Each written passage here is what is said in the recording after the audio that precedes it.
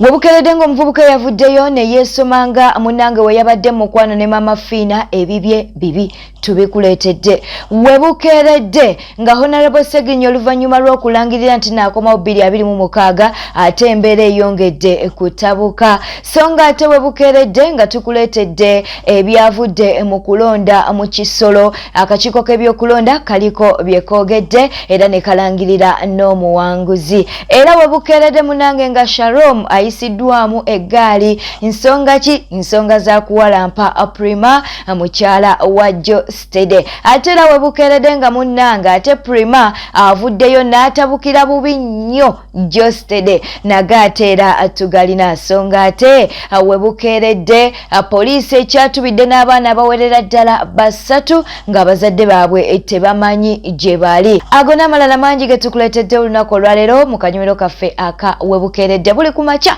wandibadde okerera ku News Park Channel mwe tukuwera amawulire munnanga agabaddewo mu kiro nga weebase ate ffe ne tugakuleetera n'otambula mu lunaku ng'omanyi ebigenda mu maaso mu ggwanga lyattu Uganda. Subscribinga, likinga, leka obubaka bwawo mu comment section. Katugatandikirewo mukwano, saagala mbeere ng'ate nkurisa kaddata kafaako nako twagala kabeere ng'ate tukasevingamu okko akatonotono. Kale katubeere nga tutandika munnange tutandikirewa. Katutandikirewa Maama Fiina webukeredde nga waliwo omuvubuka munnange yavuddeyo ne yeesoma abavubuka beesoma. Omuvubuka wuno yavuddeyo ne yeesoma nga munnange we yabadde mukwano ne Maama Fiina era n'alombojja ebyo byonna n'alombojja ebyabadde mu buliri n'alombojja ebyabadde mu kisenge kyataayogedde nga tekiriyo. Nazinye Maama Fiina ne mutomba natombye Maama Fiina ne nkwata mu kinazi kye n'enkisika wenti enjisika. Maama Fiina n'agamba mwana gwonsise ne mugamba kale tukomba akasolo kange naluka akakomba kakati kansooke muwulireko. Maama Fiina nimba oba kituufu. Byebyo nno munnange omuvubuka yoyo yavuddeyo n'abeera nga yeesoma serulungi wa kuno munnange eyavuddeyo n'abeera nga yeesomera ku Maama Fiina yoyo. Kaakati nno bamunoonya ssaawa yonna yandisibibwa bamunoonya abeere nga munnange abitebya. Yeegatta ddi ne Maama Fiina yalidde mukwano ne Maama Fiina bwe bityo nno webiri. Kaakati nno oluwulidde nti nno Maama Fiina amunoonya era poliisi emunoonya n'avaayo ku mukutu gwe n'abeera nga yeetonda. Katukuwa okwetonda kwe naawe otubuulirawo mu comment section oba ddala Maama Fiina amusonyiwe oba nedda. Sooka owuliriza okwetonda kw'omwami ono kubanga akatambi ko twakakuwadde awo ng'ali mu kwewaana nti no yabadde mukwano ne Maama Fiina. Ate naawe obeere ng'oleka obubaka bwawo mu comment section otubuulire oba ddala omuntu ono asonyiyibwe oba nedda. Maama Fiina amanya n'eddoboozi enze Fire King Uganda nga nvuddeyo mu maaso ga kamera nga nsaba onsonyiwe ku vidiyo gye navuddeyo n'enkola olwajjo nsaba onsonyiwe woba wagirabye oba tonabagiraba nsonyiwa. Kye nakoze si kirungi wadde n'akamu naye nsaba nsonyiwa. It came by mistake. Naye ensonga enkulu eriwo eti nsonyiwa Maama Fiina, nsonyiwa onfukamidde wansi, nsonyiwa Maama Fiina, forgive me sigenda kuddamu okola bintu bikyamu bwe bityo Maama Fiina. Muntagingire Maama Fiina vidiyo eno emutuukeko.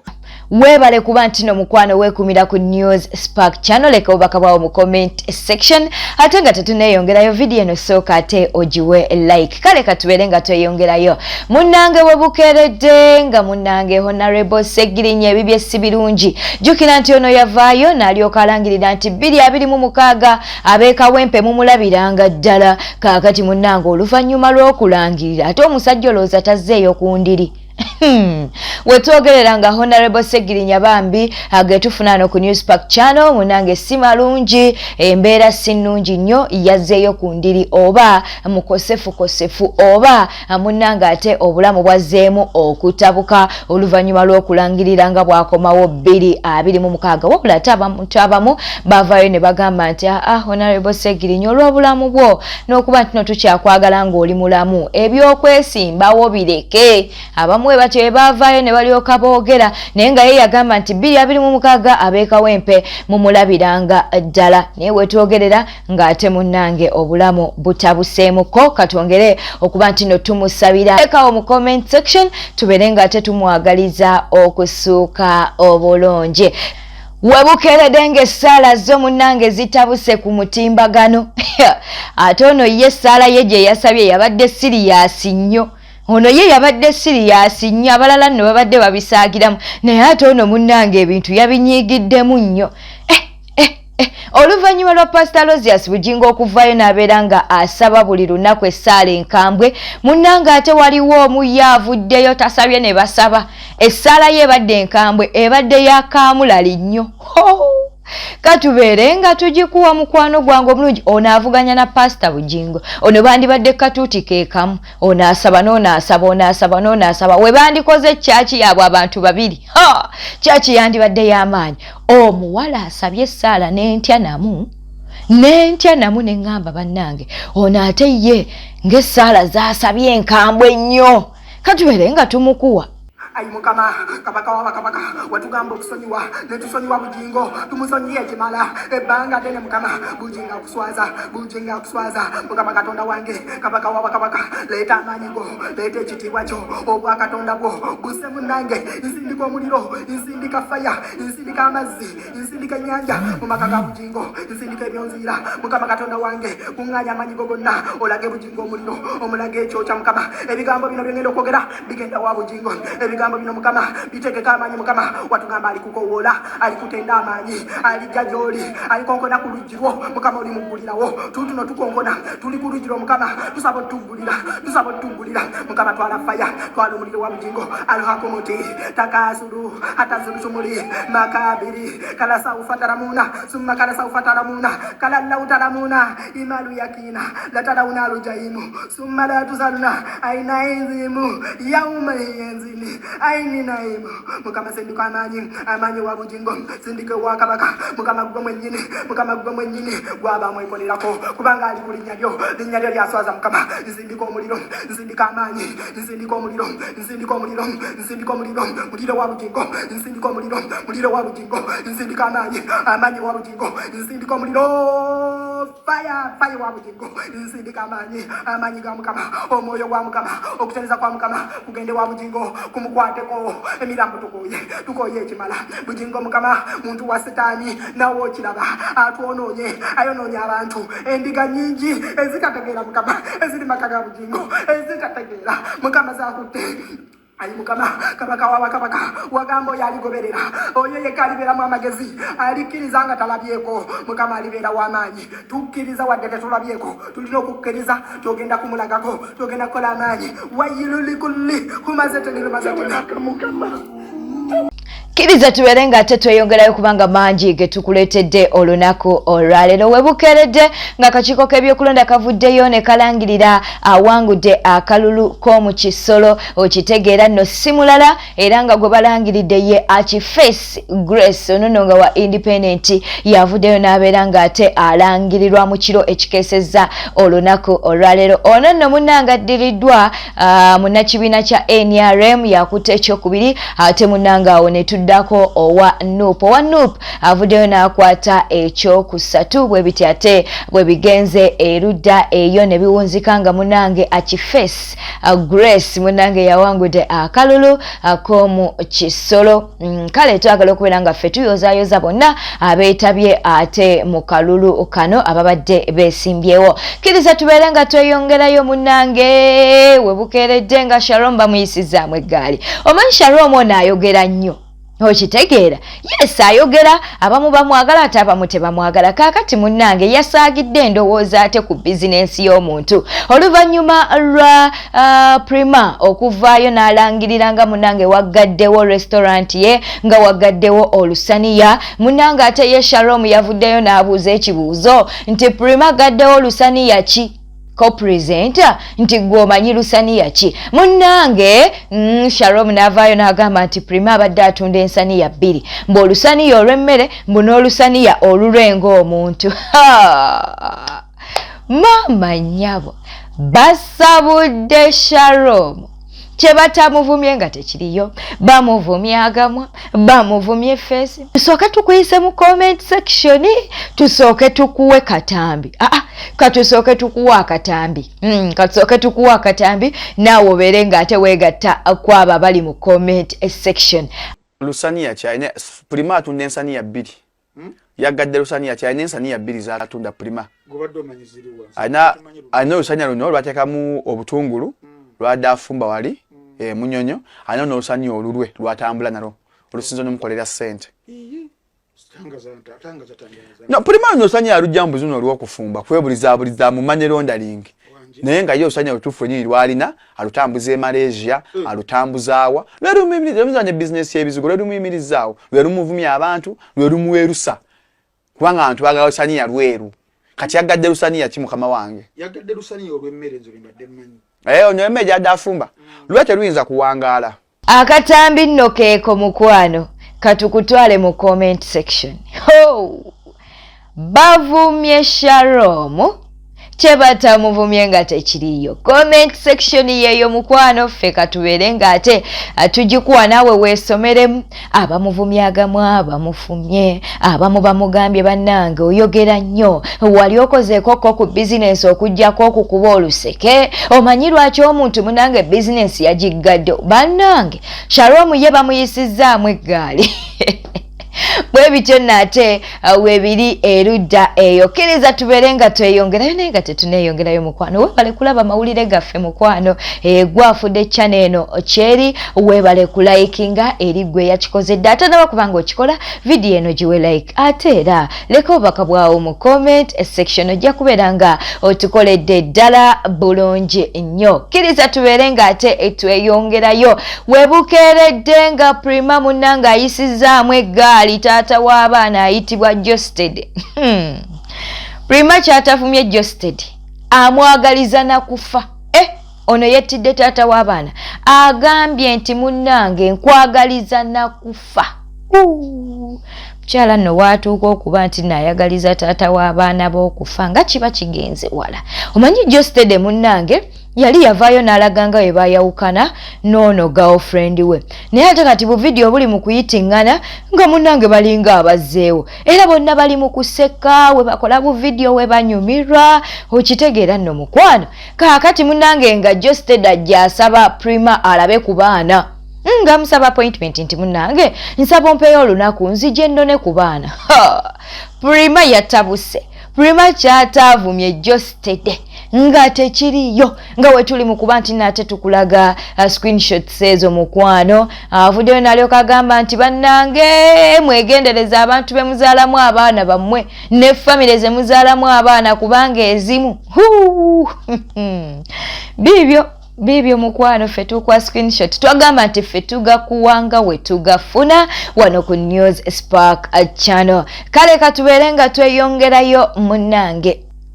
webukeeredde nga poliisi munnange eri mu kattu anti etubidde n'abaana bawerera ddala 3 nga n'abazadde baabwe tebamanyiddwa mayitire gaabwe okitegeera nno kati poliisi evuddeyo n'ebeera ng'ate munnange yeekubira enduulu oba oliawo abaana bano banaaba nti nate bazadde baabwe bazuulwa okitegeera nno poliisi yawa poliisi ye Kawempe yeeri n'abaana bano abawerera ddala 3 bwe tuli mu kukulaga mu kifaananyi awo osobola okuba nti no-sharinga vidiyo eno abazadde munnange ne babeera ng'ate abafuna abaana baabwe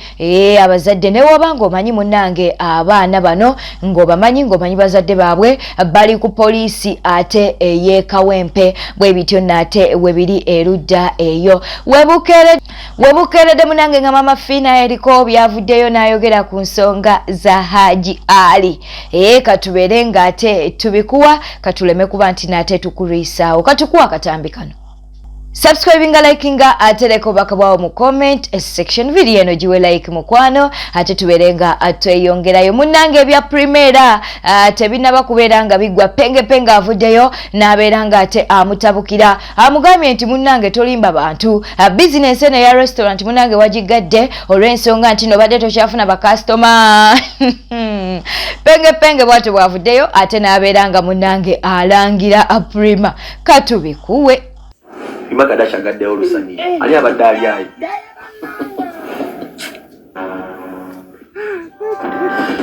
Prima, pulira to all of my esteemed customers in the bategeeza that tugadde official ne abadde ali. Prima ekintu ky'okuba munnange kino toyinza okuba ng'okikuba kwati tomanyi kati kankuwulire banne abakikuba balina bye bakusinza ebitabo bibulamu appearance oli mumpi nnyo olw'okuba ng'ositukamu afazali genda tekyayina eyo gy'osiiba bawo gye yalugamba bakusike ku magumbo wangu bwemukko kabode kafuumu basira gashumba abafambira bazali bonagala okwimitating ebyabwe kiralamu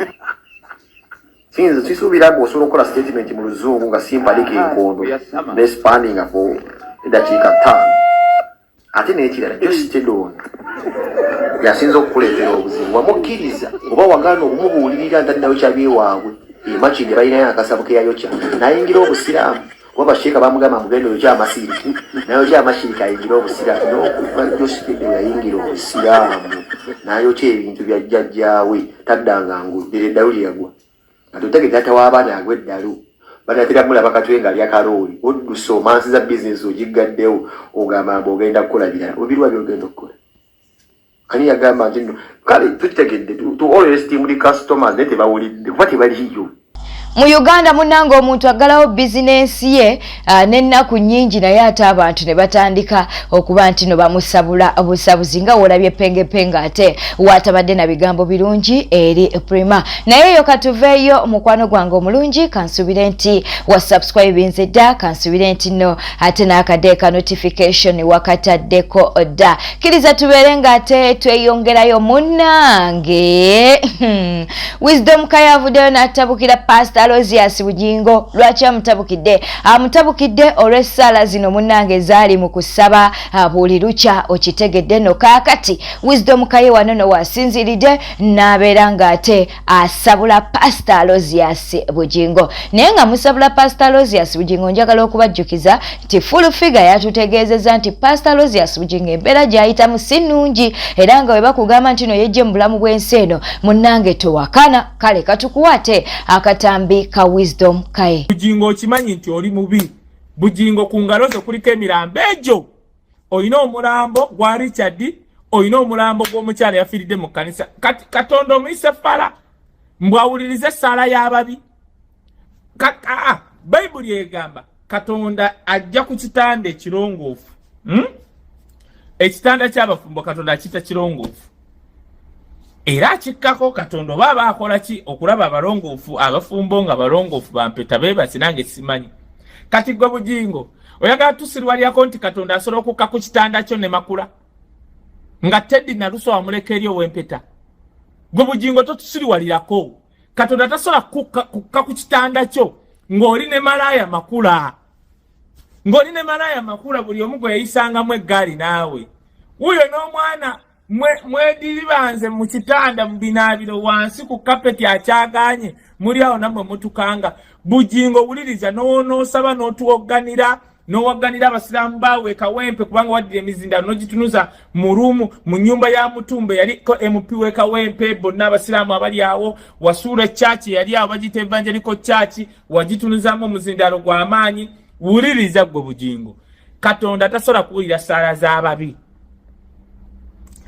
Bujingo oli mu bwenzi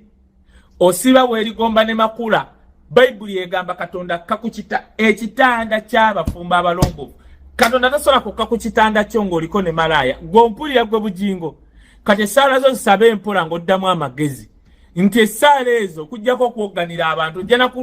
ojja na kumenyeka ojja na kwabika emimiro gwe Bujingo okiwulira gwe Bujingo tuddamu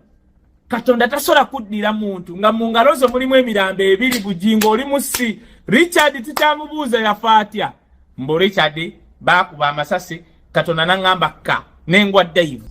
wabukeredde munnange nga liri puzzle avuddeyo oluvannyuma lw'okugobebwa mu boys dormitory nsonga za nsimbi nsonga za ssente munnange ze zaleese obuzibu engabana yaleese obuzibu tetumanyi oba babadde mu kusaaga oba nedda nyeffe katusooke tukuweeko ge twakafuna angobye ng'omubbi w'enkoko olw'essente z'ezanzibe za boys dormitory baagala mbawe essente zibatwala ndekeneza akameeza ndekeneza maternity w'abakazi baabwe gamba mkyala woli wamuyisaamu ejjala mukatamale mukazi wa Tamale Mirundi Junior yali tamalaako ate nga tulina okuuma ekitiibwa kya boys dormitory endagaano gye twakola nga tutandika singa oba tomalaako mu kisenge sobola mukazi wo mukuyambako which is omulimu gwenkoze obulungi kubanga yawasa omukazi omunyankole ali powerful and energetic naye nga Tamale Mirundi Junior amaanyi g'omu kisenge mati matono so nali nnyina omuyambako bwete tambudde badde mulabi mulungi webale kwekumira ku News Spark Channel nga sinnasiibula mukwano webale kuba nti n'otambudde nange webale kuba nti n'omukwano olaba amawulire eggaffe kijja kunkola bulungi wonoleka obubaka bwawo mu comment section kijja kunkola bulungi mukwano bw'onooba nga olayikinze ate era ng'osubscribinze ku YouTube channel yaffe eno beera bulungi weeraba nkwagala nnyo.